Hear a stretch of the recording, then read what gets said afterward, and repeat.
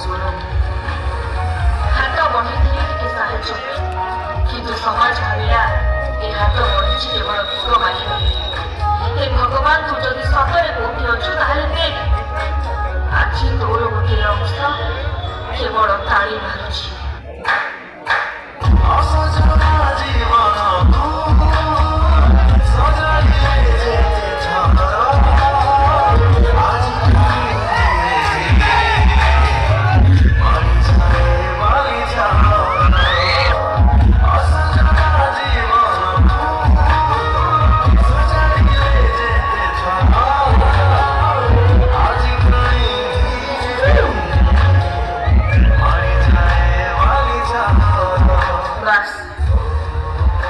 ବହୁତ କହିଲି କାହାଣୀ, ଏବେ ସମସ୍ତଙ୍କୁ ମୋର ଗୋଟେ ପ୍ରଶ୍ନ।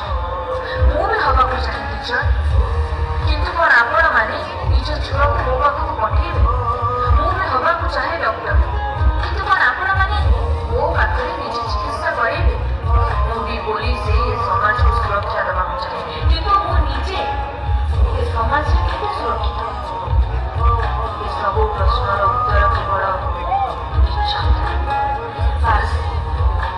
କେବଳ ଶେଷ ଥର ପାଇଁ ଆପଣମାନଙ୍କ ଆଗରେ ହାତ ବଢ଼ାଉଛି, ଆଉ ଏ ଥର ପଇସା ବଦଳରେ କେବଳ ଟିକେ ଇଜ୍ଜତ ଚାହେଁ।